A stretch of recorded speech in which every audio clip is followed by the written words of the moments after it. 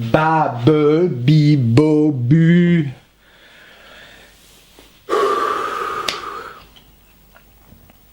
Let's go. Bonjour à tous, mes amis, mes saumons. Vous m'avez manqué. Je dépoussière et reprends la caméra pour nous retrouver ensemble sur cette grande émission annuelle qu'est la rentrée littéraire. Septembre marque la reprise, les sonneries du réveil vers 6h, 7h du matin et les nouvelles habitudes à reprendre. Et quoi de mieux que de se remettre dans le bain de la littérature avec la rentrée littéraire. Comme chaque année depuis 2016, je suis vraiment très heureux de vous partager ce projet qui me tient beaucoup à cœur. Cette année, en 2022, selon Livre Hebdo, c'est pas moins de 490 romans qui sont publiés entre la mi-août et octobre. Le chiffre le plus bas depuis 20 ans, soit une baisse de 6% par rapport à l'année 2021. J'ai passé des mois et quasiment tout mon été à vous parler de cette rentrée et de ma sélection pour cette année. Car oui, ici on parle littérature avec passion, bienveillance, sympathie, parce que la culture c'est bon,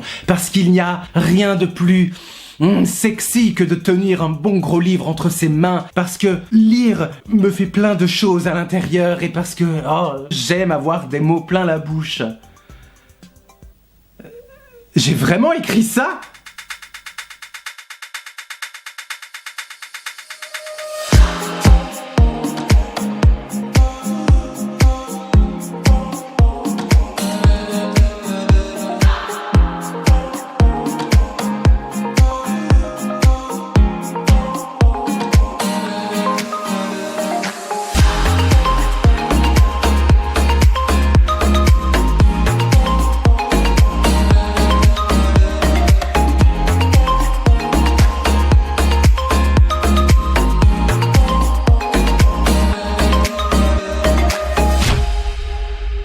Prenez le temps de vous installer, on va passer un long moment ensemble et surtout prenez des notes parce que je le sens que vous en aurez besoin. Au programme de cette rentrée littéraire, des premiers romans, plein de talents, de nouveaux talents, des pépites à découvrir, des auteurs chouchous, des auteurs habitués des rentrées littéraires et quelques romans américains d'auteurs étrangers, donc il y en aura pour tous les goûts. J'ai tenté d'élargir le spectre au maximum. Je vous réserve une belle surprise à la fin de cette vidéo, donc restez connectés. Le meilleur est à venir pour le dessert. Bien, alors maintenant que le décor est planté, qui est prêt à attaquer cette rentrée littéraire? Allez-y, j'attends, levez le doigt. Oui, d'accord, oui. Ok, il y a du monde, très bien. Eh bien, sans plus attendre, je vous laisse entre les mains de ces 25 romans sélectionnés tout au long de cette émission. Régalez-vous!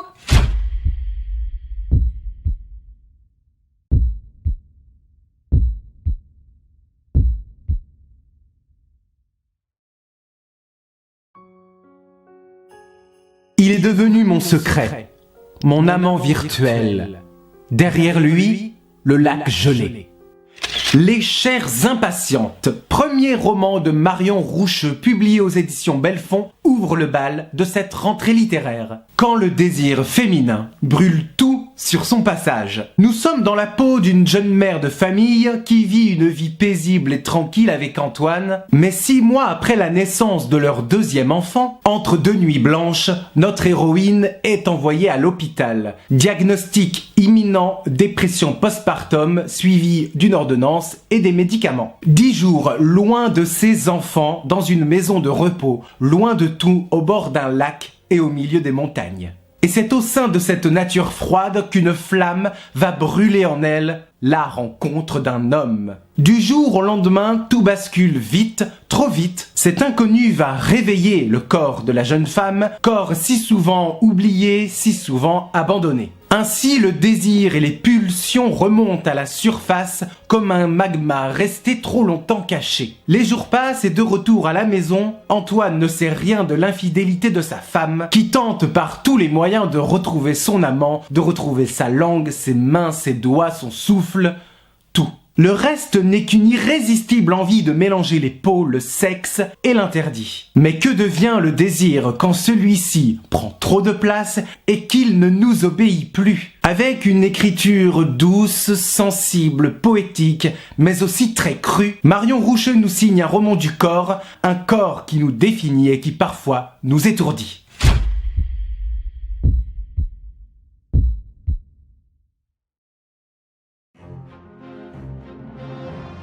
Je suis planté devant le bac. Je ne comprends pas ce que Flaubert fout là. Le plus grand écrivain français fait le trottoir. Aux éditions Plomb, Oscar Lalo nous souhaite la bienvenue dans le salon. Entre le cheveu et le mot, il n'y a qu'un pas. Le narrateur de ce roman a rendez-vous chez le coiffeur et il est toujours en avance. À quelques mètres de là, une petite librairie de quartier et un livre de Gustave Flaubert attirent son attention. Il l'ignore encore, mais notre narrateur verra sa vie bouleversée grâce à Gustave, mais surtout à cause d'un mauvais coup de tondeuse. Il suffira d'un cheveu mort, d'un livre à 1 euro, pour qu'il devienne un grand spécialiste de Flaubert. Alors, afin de rembourser sa dette envers le coiffeur, il tente un pari fou et totalement audacieux, faire de ce salon de coiffure un grand salon littéraire. Cet adulte de 39 ans au cœur d'enfant va non seulement se rendre compte que la littérature est bien plus que la littérature, et qu'elle permet en chacun de nous de se dévoiler et de s'éveiller face au monde qui nous entoure. Entre deux coups de ciseaux entre Victor Hugo, Alexandre Dumas, Honoré de Balzac et tant d'autres références littéraires, comment se sentir à sa place lorsqu'on se sent un peu différent? Eh bien par une simple et bonne raison, cultiver cette différence, ce déséquilibre, et ce déséquilibre a un nom, la liberté.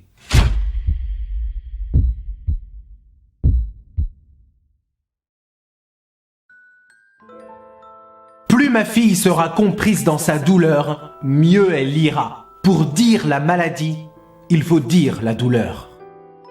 Les bienheureux, qui sont-ils? Julien Dufresne-Lamy nous raconte la vie et le quotidien de 9 personnes que l'auteur a côtoyées pendant des mois et des mois. Ils sont tous atteints par la même maladie orpheline, le syndrome Williams-Burren, syndrome qui touche plus de 300 000 personnes dans le monde. Ils ont tous les yeux bleus, ont une excellente mémoire visuelle et auditive, ont du mal à s'exprimer, sont sensibles à la poésie, aux émotions, et certains bénéficient même de l'oreille absolue. Modification des traits du visage, strabisme, retard intellectuel ou moteur, quotient intellectuel se situant entre 40 et 90, ces bienheureux ont beaucoup à nous apprendre. Par leur regard, et aussi par le regard de leurs parents, on découvre ces êtres uniques, attachants, de leur enfance à leur majorité et du parcours du combattant que cela doit supposer. Établir des diagnostics, monter des dossiers, mettre des mots sur une différence encore peu méconnue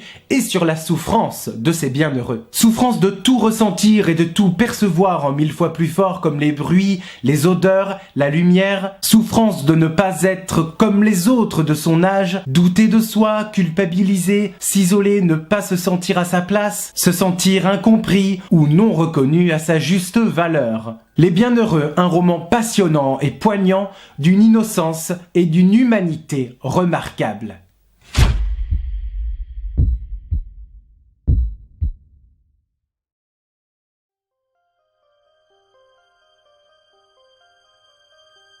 Sandrine souhaite partager sa localisation avec vous. GPS, avec son deuxième roman publié aux éditions POL, Lucie Rico nous tend un piège malsain. Vous vous appelez Ariane, votre vie sociale n'est pas très riche, la preuve, vous préférez rester chez vous, les volets fermés. Puis vint le moment où vous sortirez de chez vous, vous êtes attendu à 19 h aux fiançailles de Sandrine et interdiction d'arriver en retard. Ni une ni deux, le moteur de la voiture ronronne et vous voilà parti. Et grâce au GPS de la localisation, vous n'avez plus qu'à rejoindre le petit point rouge situé sur votre écran. Le trajet en soi n'est pas si compliqué, vous arrivez aux fiançailles, le soir tombe, mais le lendemain, Sandrine a disparu. Pas la moindre trace, pas le moindre message, pas le moindre coup de fil, excepté ce petit indice sur le GPS, ce petit point rouge qui continue d'avancer. Pas de doute pour vous, Sandrine cherche à vous faire passer un secret, un message caché, puis la tension va monter d'un cran, la découverte d'un cadavre calciné à quelques mètres seulement de ce fameux point rouge où vous avez rendez-vous. Au fil des pages, la gravité va gagner en intensité jusqu'à tomber dans le roman noir. Avec un suspense à couper le souffle, Lucie Rico nous prouve à quel point notre psychisme social va de pair avec un monde de plus en plus connecté.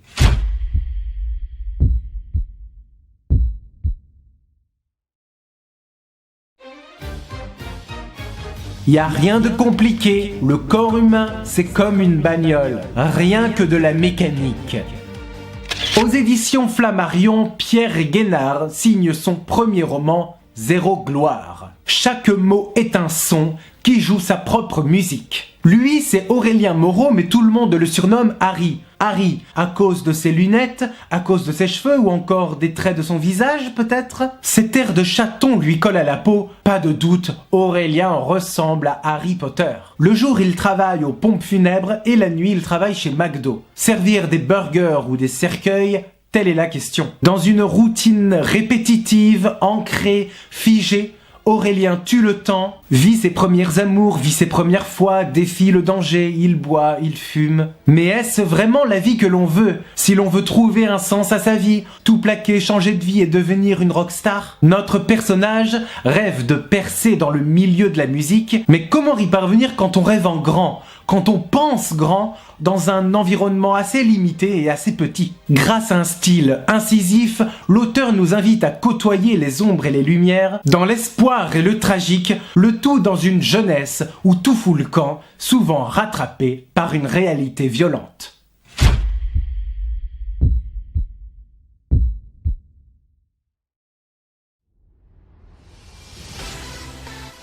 Elle m'entraîne au centre du bar.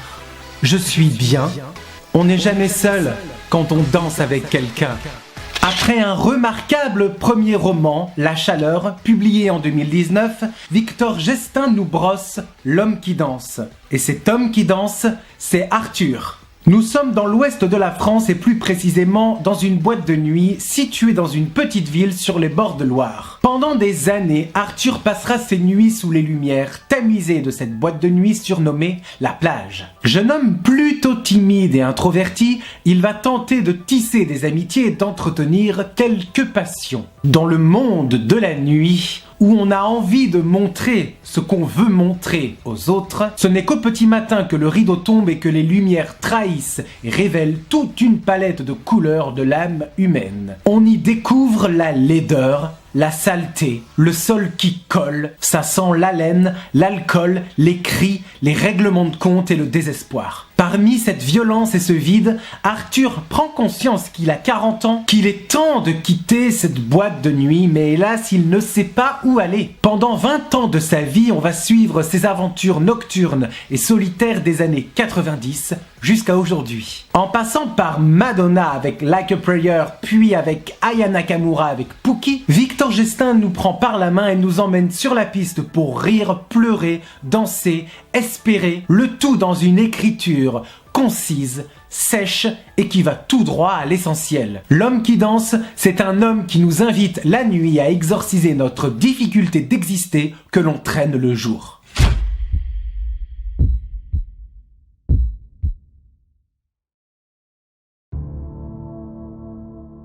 Faire son deuil, c'est une expression pour les magazines. On continue à marcher avec nos morts sur les épaules, avec nos ombres et rien d'autre.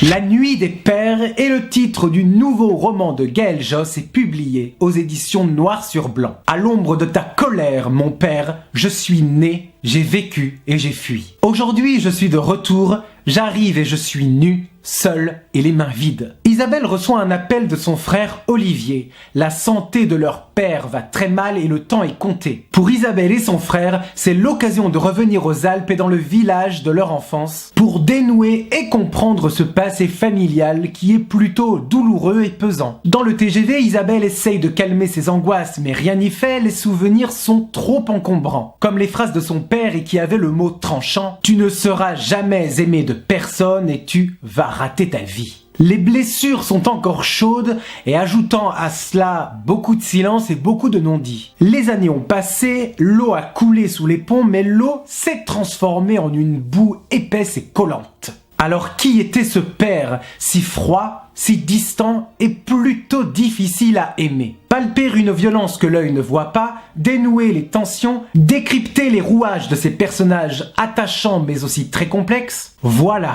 ce qui fait la force du nouveau roman de Gaël Josse, tout en contraste et en nuances.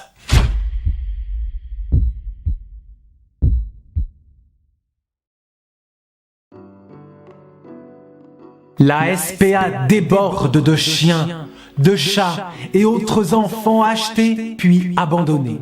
On peut très bien écrire avec des larmes dans les yeux. Un chien à ma table, écrit par Claudie Huizinga et publié aux éditions Grasset, est un formidable roman qui relie l'être humain face à la nature et au règne animal. Sophie est en couple avec Grieg. Elle est romancière, elle adore la nature et les promenades en forêt. Et lui, il dort le jour et passe toutes ses nuits à lire sans discontinuer. Chacun va à son rythme et respecte l'intimité et la solitude de l'autre au point que le couple fasse chambre à part. Mais c'est au moment où un soir s'apprête à tomber qu'un événement va tout bouleverser. Un chien s'est enfui de chez son maître, la laisse encore attachée au cou et qui va se réfugier chez nos deux personnages. En y regardant de plus près, le pauvre animal a été victime de maltraitance et d'abus sexuels. Et pour Sophie, c'est un crève-cœur. Tout de suite, Sophie s'attache à cet animal et décide de le garder. L'animal est une explosion de joie et va apporter son lot de consolation et d'amour. Et au fil du temps, la nature change et le couple va se rapprocher de jour comme de nuit. Dans un monde de plus en plus sauvage et livré à lui-même, Sophie décide d'écrire sur la nature transformée par la main de l'homme, des forêts, des prairies que le temps presse, car l'acte d'écrire n'est pas de lutter contre la mort, mais parce que l'écriture, comme ça nous tombe dessus et parce qu'on est squatté par le langage. Avec ce roman, Claudie Huizinga nous offre une magnifique leçon d'humanité et d'humilité, que tous les chemins sont possibles à condition d'aimer la nature telle qu'elle est sans vouloir la changer ou la raser.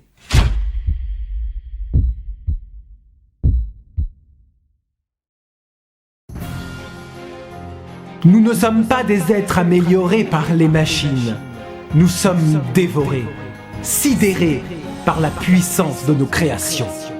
Cher Connard, estampillé par Virginie Despentes, débarque en force avec un roman coup de poing. Bienvenue dans Les Liaisons Dangereuses, façon 2022. Oscar et Rebecca sont de vieux amis. Lui est un jeune écrivain en devenir et elle, une actrice d'une cinquantaine d'années. Ils entretiennent une correspondance et dans ces mails brûlants, une troisième personne tiendra lieu de fil rouge. Zoé, jeune femme harcelée par Oscar, est maintenant devenue très influente auprès des réseaux sociaux. La victime dénonce le coupable et tout s'enchaîne. Dans leurs mails, la correspondance entre Rebecca et Oscar oscille entre rage et compassion. Chacun y va de sa propre vision du monde et rien n'est laissé au hasard. Franc du Collier, ces deux amis refont le monde, évoquent leurs souvenirs passés et tentent de trouver une acceptation et une sincérité commune. Dans ce livre, on y parle de beaucoup de choses, à savoir l'ère du numérique et des réseaux sociaux, le fait d'être un personnage public sous couvert d'avoir une bonne ou une mauvaise couverture médiatique, le mouvement MeToo, la sororité et la place des femmes dans un milieu exclusivement masculin, comment gérer sa carrière d'actrice quand on prend de plus en plus de l'âge, les dépendances en tout genre, smartphone, internet, alcool, drogue, sexe. Il est question de la place de la lecture, de la place de l'écriture, puis avec l'arrivée du confinement arrive l'ennui,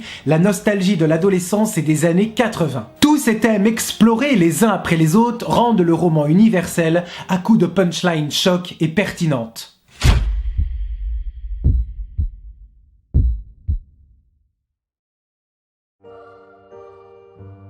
Les souvenirs ne sont pas les gens, ils ne nous délaissent pas. Ce sont des objets que nous partagions depuis longtemps. Publié aux éditions du Nouvel Attila, Les filles bleues de l'été est le premier roman de Michaela Dicol. Nous sommes dans la peau de deux jeunes filles, amies depuis toujours et qui sont presque sœurs l'une pour l'autre, Chloé et Clara. Elles souhaitent se couper du monde civilisé en quête d'une guérison, d'une paix nouvelle, et pour cela, elles vont le faire au cœur de la forêt. Clara est épuisée de chagrin et porte en elle une haine incommensurable, et Chloé voudrait que son nom rouvre les cicatrices et révèle tout un tas de souvenirs. C'est dans le chalet de leur enfance, qui est situé en pleine nature, que les deux amies vont se soutenir et se délivrer de leurs angoisses, là où l'enfance est déjà finie, mais où l'adolescence ne fait que commencer. Clara tente de se libérer d'une emprise avec un homme toxique et Chloé, elle, refuse catégoriquement de se nourrir. On parle anorexie, scarification dans un milieu naturel rassurant, muet par un désir de se reconnecter avec son corps, son esprit et le désir de se reconstruire. Mais parfois les angoisses sont trop fortes, trop extrêmes, et souvent les étoiles, le bruit du vent, la mousse, l'eau du lac et le crépitement du feu ne suffisent pas. Dans ce texte court et d'une intensité rare, Michaela Nicole alimente la flamme des espoirs pour ces êtres écorchés qui rêvent à une vie simple et tranquille.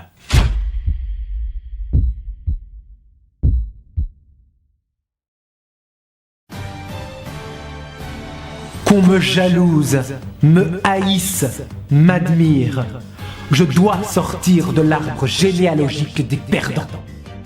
Chienne et louve, voilà le titre du deuxième roman de Geoffrine Donadieu, publié aux éditions Gallimard. 3 ans après la sortie de son premier roman dans lequel il était question d'un amour toxique entre une mère et sa fille sous fond d'abus sexuels, Chienne et louve nous raconte avec un souci du détail la suite directe. Et croyez-moi, la petite Romy n'est plus la petite fille timide et réservée qu'elle était il y a longtemps. En effet, 20 ans ont passé. Romy débarque à Paris avec un rêve en tête, entrer au cours Florent pour devenir comédienne. Pour payer ses cours de théâtre, Romy travaille à Pigalle, dans un club de striptease, boulevard de Clichy. Là-bas, elle se fait appeler Anne Idole, la perruque fuchsia danse sous les projecteurs. Son visage maquillé à outrance tente de cacher la violence de la petite fille qu'elle a été. Par autant de silence, de coups, d'insultes et de caresses dangereuses. À l'intérieur d'elle, c'est la tempête d'un vide sans fond. Alors elle se remplit de danses lascives, de chansons pop et acidulées et de prestations privées avec des clients très demandeurs. Face au milieu de la nuit, Romy cherche un appartement pour vivre en colocation et joindre les deux bouts, et là elle fera la connaissance d'Odette, âgée de 90 ans, très seule, sans famille et aussi très croyante. Entre ces deux femmes que tout oppose, entre conservatisme et liberté sans limite, entre le crucifix et le string à paillettes, elles vont apprendre à se connaître. Même si leur amitié peut paraître ambiguë,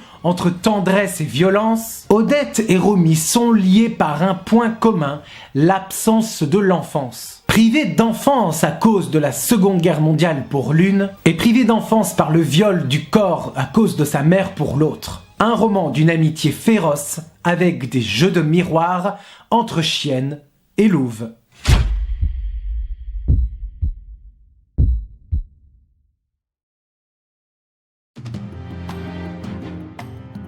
Montrez-leur à ces bourgeois ce que c'est qu'un véritable écrivain. Carole Five signe son 6e roman et elle a quelque chose à te dire. Écrit comme un thriller, elle nous invite à nous pencher sur la passion de l'écriture et de ses dommages collatéraux. C'est l'histoire d'Elsa Feuillet, une jeune romancière au succès bref et confidentiel et dont l'inspiration est au point mort. Création littéraire, 0.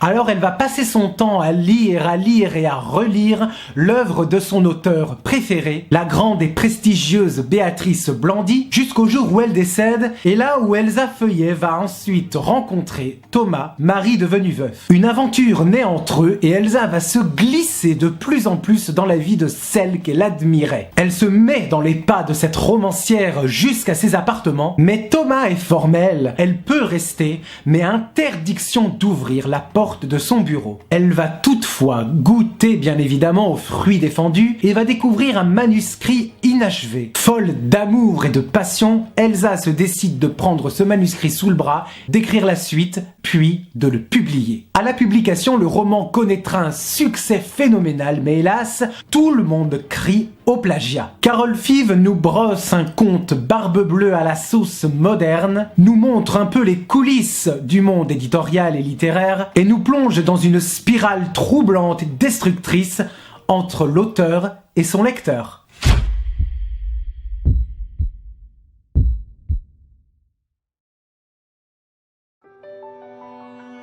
Mais qu'est-ce qui lui est arrivé à cette femme pour qu'elle finisse comme ça ? Cette maison est son tombeau.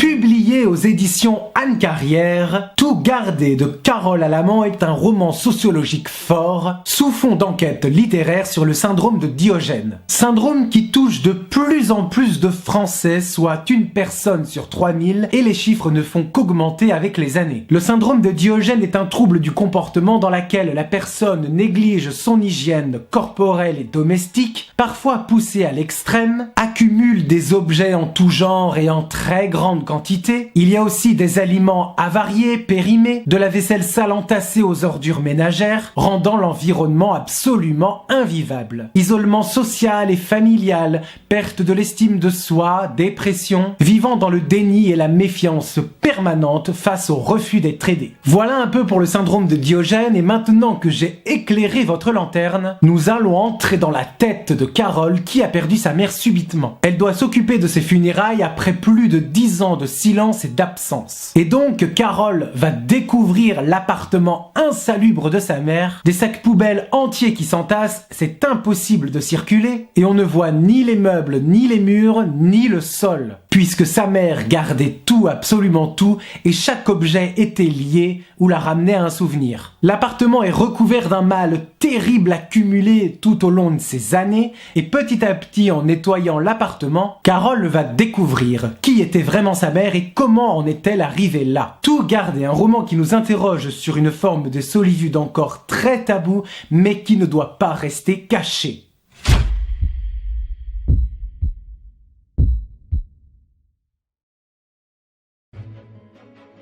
Je récupère ce que la plage refoule, ce que la mer rejette. Qui est malade, la mer ou moi?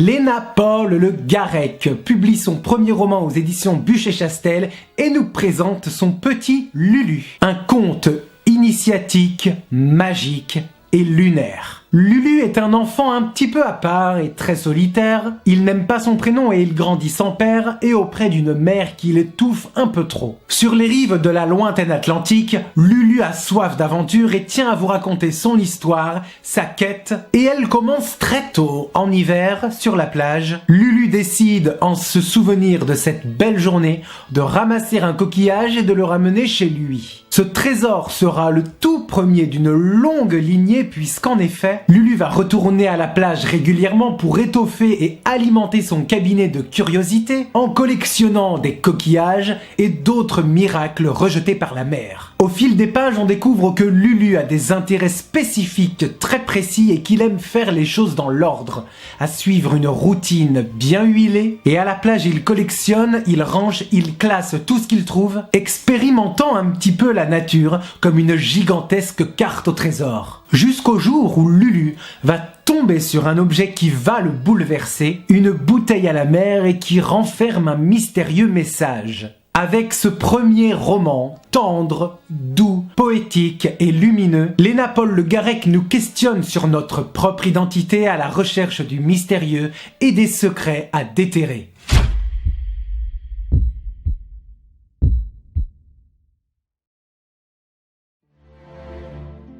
Et comme les autres, tu tapes dans le tas, tu donnes des coups et tu en prends aussi. Avec son nouveau roman, Violaine Béraud nous montre que c'est plus beau là-bas. Là-bas, c'est énigmatique, c'est aussi très politique, et chaque page est un morceau de puzzle à retourner. Lui, il ne tient pas à se faire remarquer, lui, il préfère se taire et se noyer dans la masse. Lui, il ne sait pas pourquoi il est enfermé dans ce hangar avec eux. Lui, il sait juste d'où il vient, qu'il est âgé de 50 ans et qu'il aspire à une société plus juste et plus équitable. Lui, on va le faire sortir de ce hangar avec les autres et tout ce monde sera entassé comme des sardines dans un véhicule servant à transporter le bétail. Lui, il se pose des questions parce qu'on n'enlève pas les gens comme ça sans idée précise derrière la tête. Et comment est-ce possible dans son pays, dans une démocratie? Comment est-ce possible de dresser les humains à coups de bâton et de cris? Notre personnage va tenter par le biais de sa pensée de résoudre et d'éclairer un petit peu ce mystère et de séparer le rêve de la réalité. Tout son magma intérieur qui encombrait son crâne, bouillonnant de doutes, d'interrogations et de nombreux souvenirs, sera refroidi au fur et à mesure de son voyage, ne lui laissant que son corps, que sa conscience et son courage.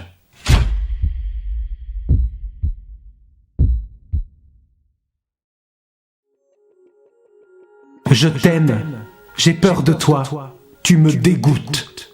J'ai commis une erreur monumentale, je suis ta mère. Chouette!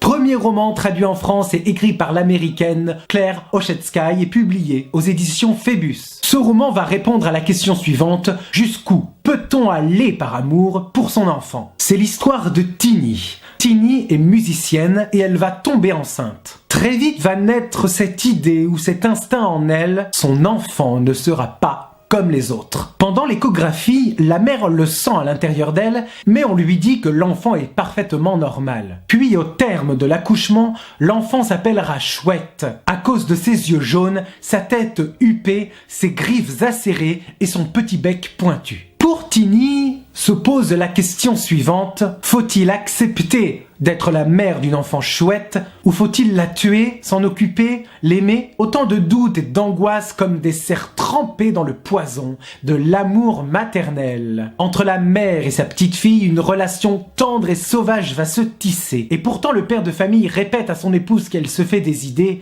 et la preuve regarde, ton enfant, notre enfant, est parfaitement normal. Alors qui délire et qui a raison? L'amour est-il plus fort que tout? L'amour donné à son enfant est-il ravageur au point de vouloir lui arracher les yeux? Dans ce roman atypique et aux phrases viscérales, Claire Oshetsky gratte et cherche à mettre un sens à la part sombre et écorchée de l'âme humaine.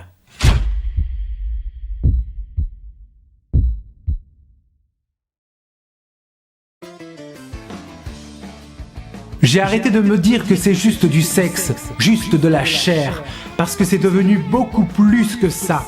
Il y a le sexe et après il y a la peur et le blanc de leurs yeux.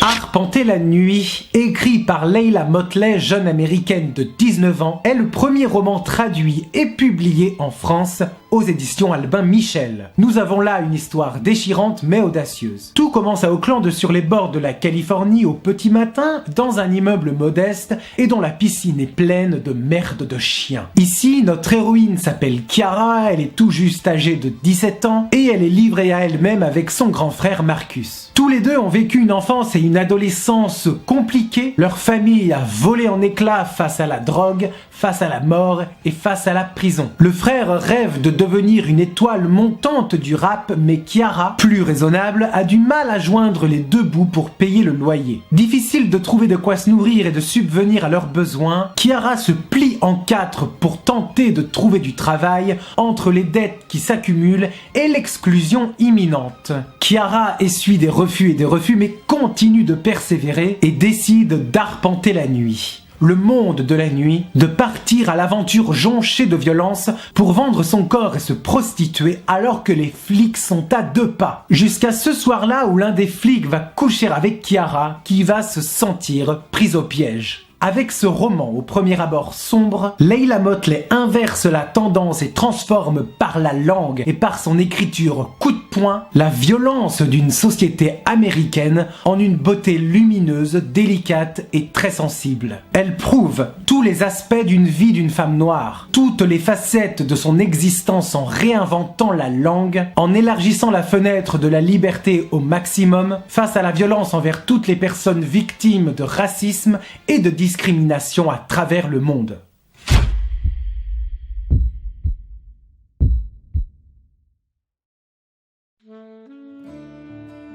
Écrire et vivre sont deux choses distinctes, oui, mais pas quand on écrit comme moi, pas quand on vit dans la perspective d'écrire.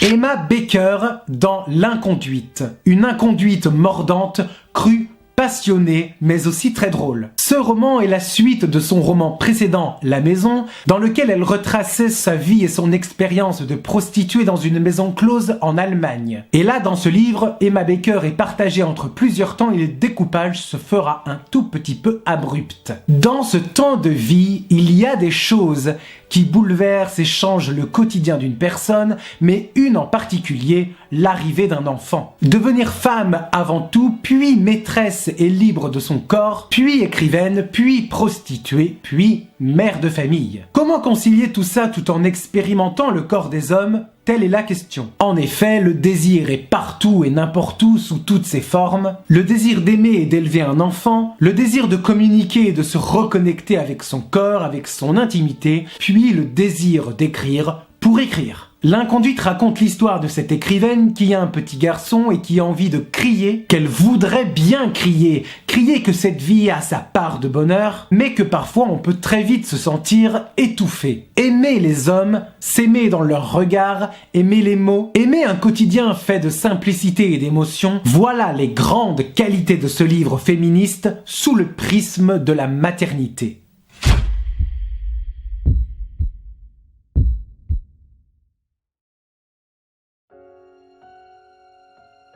Un rêve m'est venu cette nuit. La Sainte Vierge t'apparaîtra en Bretagne. Un miracle. Il y a comme un miracle au croisement des frontières dans le deuxième roman de Victoria Mass. Après l'excellent et très remarqué premier roman Le Bal des Folles, l'auteur revient à ses thèmes de prédilection et chers à son cœur, la folie mystique, le désir et l'indicible. Tout commence le 18 juillet 1830 dans le couvent des filles de la Charité. Il n'y a pas un bruit dans les couloirs et tout le monde dort à point fermé. Dans ce couvent, sœur Catherine Labouré ouvre les yeux. Quelqu'un l'appelle. La Sainte Vierge l'attend, elle est là, oui elle est là, c'est bien elle, et elle la reconnaît. Les années passent, quelques siècles passent, et là, de nos jours, l'histoire se répète. Nous sommes sur une île au large des côtes du Finistère en Bretagne, et c'est sœur Anne qui est envoyée là-bas en mission. Là-bas, elle fera la connaissance d'Isaac, un jeune adolescent plutôt timide et fragile, et qui dit avoir vu la Sainte Vierge. Je vois. Ce qui n'était qu'une rumeur au départ va de plus en plus prendre de l'ampleur et frôler une grande hystérie collective au sein de cette population. Suite à cela, deux clans s'affrontent et s'opposent. D'un côté, ceux qui pensent que l'adolescent dit la vérité, et de l'autre côté, ceux qui ne jurent plus que par l'imposture et la supercherie. Alors qui dit vrai, qui a raison dans cette histoire et qui détient les preuves de ce miracle? Tandis que la tension va monter d'un cran, la nature gronde et va reprendre ses droits entre vents et marées. Victoria Mass nous livre devant nous un miracle, celui de croire pour voir et non de voir pour croire. Croire à l'invisible, croire à l'inconnu, ou alors à un autre miracle peut-être, celui du rapprochement entre les êtres humains capables d'aimer.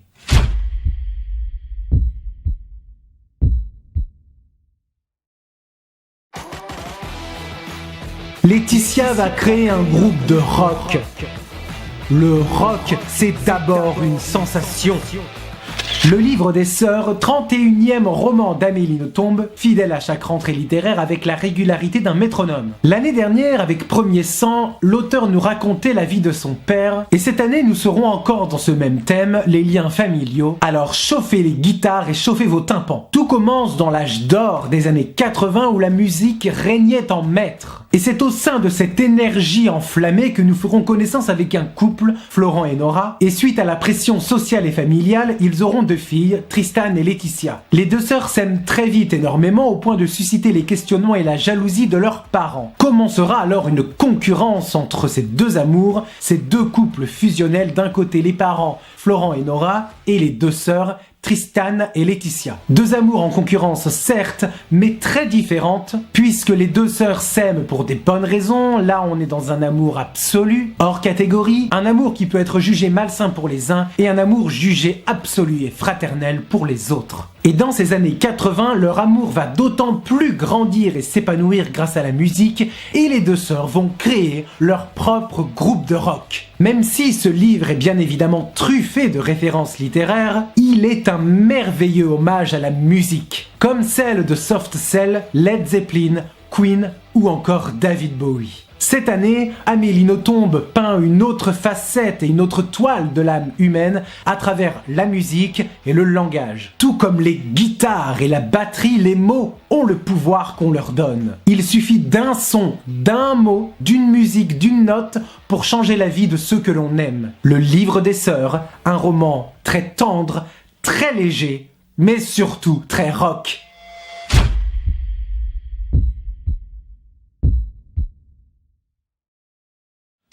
Bon, eh bien mes amis, mes saumons, est-ce que tout va bien pour vous? J'espère vraiment que cette sélection de la rentrée littéraire a attiré votre curiosité. 20 romans ont été chroniqués avec des thèmes variés et très chers à mon cœur, comme le désir, la passion, l'amour de la création, le monde des mots, le lien unissant l'homme et la nature, le règne animal, la colère, les démons et les angoisses cachées, et surtout une rage féroce de s'accepter et de comprendre qui l'on est vraiment. Alors avant de nous quitter, il me reste encore quelques romans dont je tiens vraiment à vous parler. Dans cette rentrée littéraire, il y a 5 romans qui m'ont énormément surpris. Il y aura 3 premiers romans, ensuite un jeune auteur qui commence à se faire une place de plus en plus particulière au sein de la littérature francophone, et une auteure confirmée qui a publié des romans depuis maintenant plus de 10 ans. Des coups de poing, des coups de foudre, de la douceur, voilà tout cela qui a marqué ma vie de lecteur. Voilà pourquoi je tenais à mettre ces 5 romans à la fin de cette vidéo, parce que je vous les conseille les yeux fermés.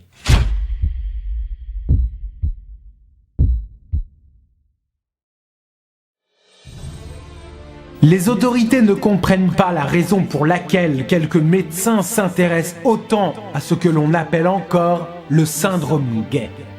Les enfants endormis, un titre très intriguant, publié aux éditions du Globe et écrit par Anthony Passeron, et que j'ai trouvé à la fois passionnant et déchirant. C'est l'histoire intime de l'auteur lui-même et qui va s'intéresser et nous livrer un petit peu son passé, cette histoire familiale, et qui se passe 40 ans après la mort de son oncle. Alors, que s'est-il passé? Eh bien, tout commence pendant la période des 30 Glorieuses, une période de croissance économique forte et pendant laquelle le pays se développe de plus en plus et qui connaît une révolution industrielle majeure après la Seconde Guerre mondiale de 1945 à 1975. C'est durant cette époque-là que les grands-parents d'Anthony Passeron deviendront bouchers dans une petite ville rurale tranquille et apparemment sans histoire. La boucherie se transforme en entreprise familiale de génération en génération et dont l'oncle d'Anthony Passeron, l'oncle qui s'appelle Désiré, va apprendre un petit peu les ficelles du métier. Son avenir lui semble tout tracé grâce à la boucherie,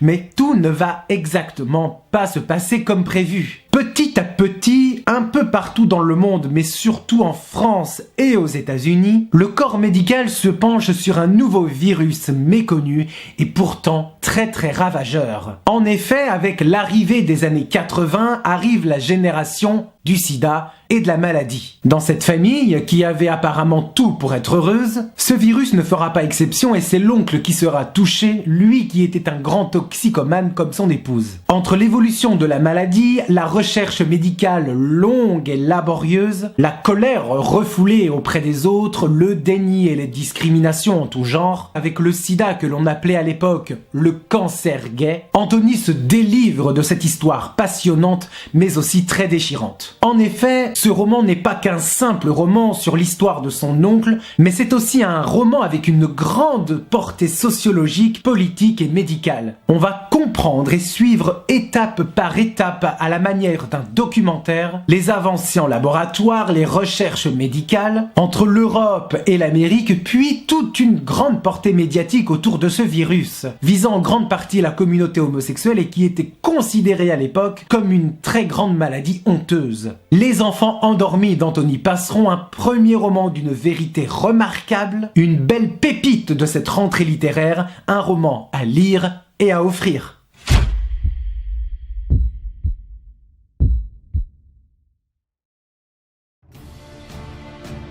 La violence qui vient des autres, une porte qui claque, quelqu'un qui crie dans la rue. Des phrases aussi peuvent être violentes.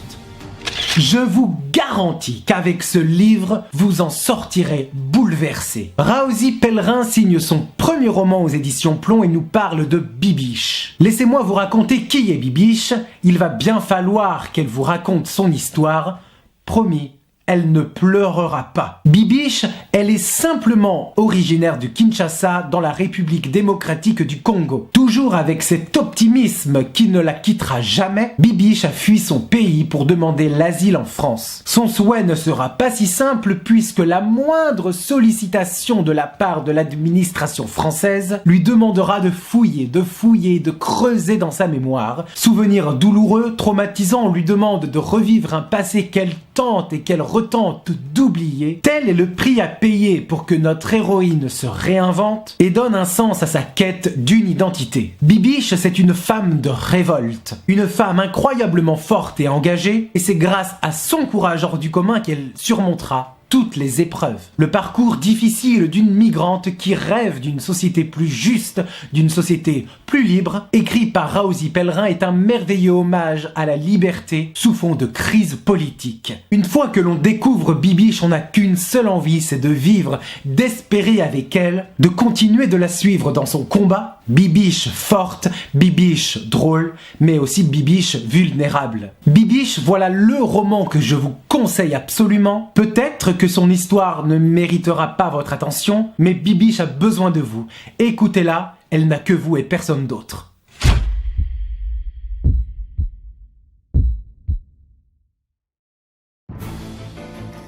Nous ne sommes plus des hommes, mais des nombrils hurleurs. On raconte sa vie, on like et on dislike.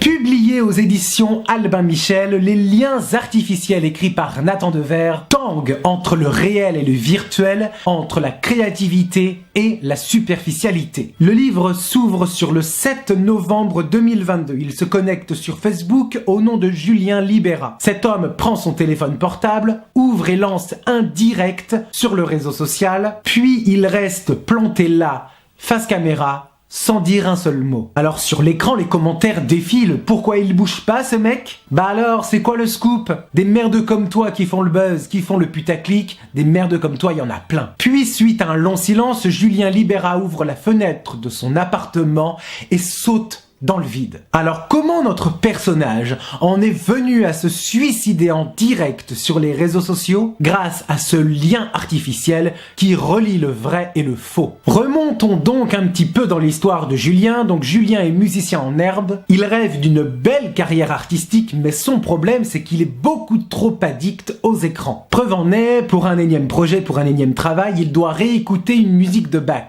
Il clique sur la vidéo, écoute la musique, puis de fil en aiguille sur une autre vidéo, puis une autre, et ainsi de suite. Des vidéos de chats, des vidéos TikTok. Et bien évidemment, la carrière musicale et ses projets artistiques sont au point mort. Jusqu'au moment où une publication publicitaire attire son attention sur Facebook. Ça ressemble un peu à un jeu vidéo, à un univers où tout est possible. Bienvenue dans l'Antimonde. L'Antimonde est un métavers, une copie conforme, parfaite de notre propre monde actuel, au pixel près, à la route près, à la maison près, à l'objet près, à la chemise près. Et dans cet Antimonde, dans ce métavers, la liberté des possibles est infinie entre les Sims et GTA, mais en beaucoup mieux. Julien se laisse porter par cet univers et va créer son avatar, visite depuis seulement son PC cet univers absolument incroyable. Il peut voyager n'importe où, n'importe quand. Il parle aux autres joueurs, il vole des voitures et il va voir ici l'opportunité d'en tirer profit. Transformer l'argent virtuel si durement gagné en euros réels directement crédités sur son compte. Dans cet antimonde, Julien va donner un second souffle à sa vie et à sa carrière artistique, quitte à se brûler les ailes. Comment en est-il venu à mettre fin à ses jours? À quel jeu dangereux va-t-il se prêter? Quelle est la frontière entre la passion et la raison, entre le Julien réel et le Julien virtuel? Nathan Devers nous tisse ces liens artificiels et nous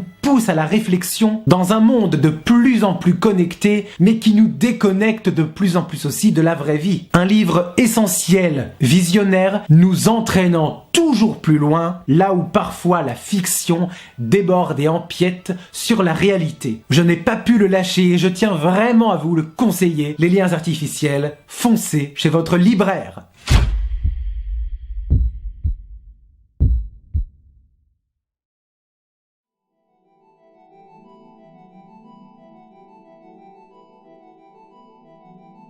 Ce livre est un livre d'écrivaine, mais sans doute avant tout un livre de lectrice. Alice Zénithère nous partage toute une moitié du monde aux éditions Flammarion et tout lecteur qui se respecte doit lire ce livre qui met la lumière sur la création littéraire au sens large. Tout part d'une question très intéressante. Je veux à la fois que la fiction m'arrache au monde et qu'elle m'éduque sur lui. Est-ce que les deux sont irréconciliables? C'est en gros le sujet de ce livre. Alice Zénithère nous parle de son expérience d'écrivaine, de son expérience de lectrice, de traductrice et d'autres anecdotes un petit peu plus personnelles. Elle soulève aussi la question de la fiction en littérature. Peut-on encore écrire de la fiction? A-t-elle encore sa place parmi des livres un petit peu plus autobiographiques, là où on va parler un petit peu d'autofiction? Qu'est-ce qu'une personne de papier peut nous apprendre et nous apporter à nous, personnes de chair et d'os? Avec beaucoup de sérieux, mais aussi beaucoup de drôlerie, Alice Zénithère met le doigt sur un monde parfois incertain, questionne le sens de l'identité et de l'apparence, pourquoi on écrit, comment on écrit et à qui est-ce qu'on s'adresse.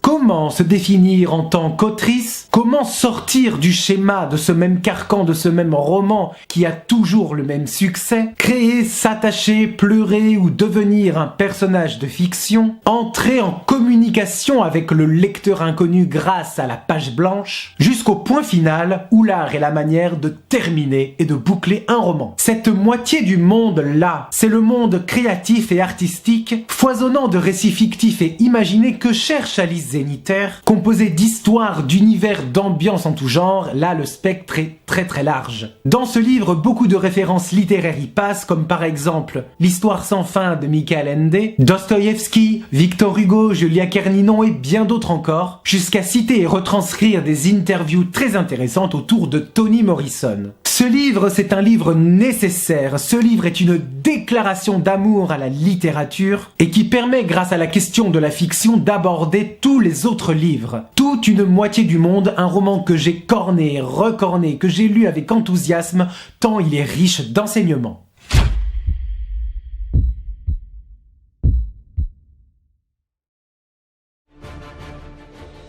Au-delà du fait que le mot « gay » soit inapproprié, les homos sont dépressifs. N'importe qui le serait à moins avec tout ce qu'on se prend dans la gueule. Comment ne pas rejeter un monde qui n'est pas le nôtre?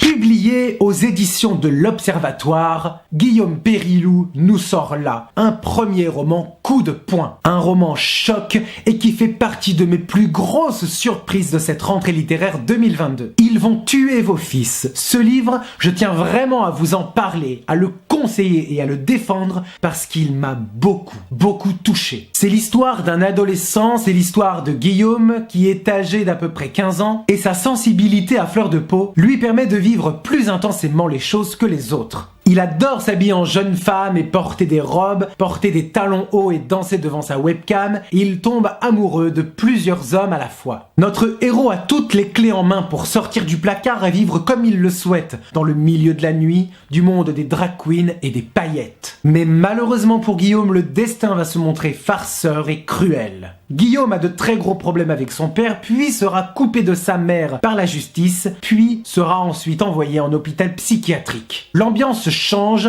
les belles robes seront remplacées par de terribles séances d'électrochoc et les talons aiguilles aussi seront remplacés par un lourd traitement médicamenteux. Autour de lui, les cris, les angoisses, la léthargie et entre ces murs blancs, blafards, Guillaume va tomber amoureux d'un autre patient. Bien que ces deux garçons soient très opposés l'un et l'autre, entre le feu et la glace, ils sont reliés par un point commun, par une énorme rage, cette bonne vieille rage, celle du taureau blessé, qui se relève. Une rage d'être libre, d'être qui on veut, d'aimer qui on veut, d'être beaucoup plus fort que l'homophobie ou d'un système qui ne veut pas de vous si vous ne rentrez pas dans les cases. À trop se sentir incompris, à trop ne pas avoir été suffisamment écouté ou apprécié à sa juste valeur, Guillaume va se servir de cette rage, s'enfuir de cet hôpital psychiatrique et de ce monde un peu trop violent qu'est le monde des adultes. Ils vont tuer vos fils, un livre au style brûlant et effréné que j'ai trouvé intéressant et qui éclaire énormément cette nouvelle génération quant à la question du genre, de son identité sexuelle, mais c'est aussi un merveilleux roman poétique,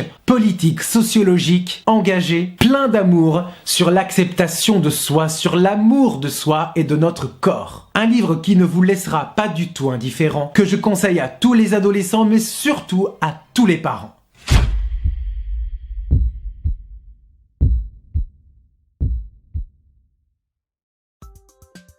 Mes amis, mes saumons, je viens de vous parler du 25e et dernier roman de cette sélection spéciale qu'est la rentrée littéraire 2022. Avant de nous quitter, je tiens à exprimer ces quelques mots. Si je pouvais en tirer conclusion de cette rentrée littéraire, je dirais que toutes ces lectures sont tendues par un seul et même fil, le désir d'aller de l'avant. Aller de l'avant pour se sentir plus fort, plus solide, se guérir, se réinventer, emprunter de nouveaux chemins, sortir de sa zone de confort pour s'accepter tel que l'on est au nom de la liberté de chacun. Trouver des réponses à ces questions en enfonçant et en ouvrant des portes interdites, en acceptant que l'autre nous tende la main, ou tout simplement se replier sur soi, recharger ses batteries par le vide, par la nature, par la création littéraire ou la création tout court, et par l'amour de soi avec l'amour en compagnie des autres. Si c'est pas beau ça. Bon, j'imagine que vous avez pris pas mal de notes là tout au long de la vidéo et que parmi ces romans, il y en a quelques-uns qui ont attiré votre attention. Eh bien, la surprise, elle est là, elle vient, elle sort du four. C'est le moment de vous les offrir avec un super concours. Ok, vous êtes prêts? C'est parti!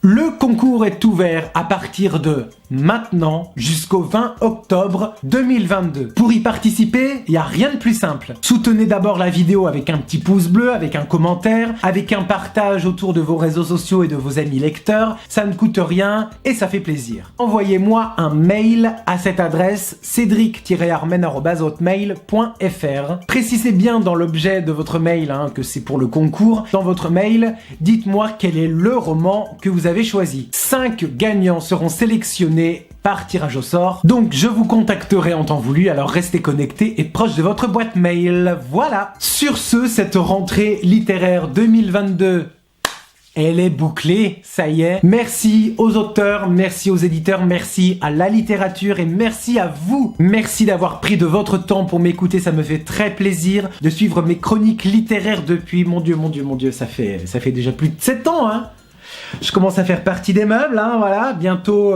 je ferai des chroniques vidéo, j'aurai 60 ans.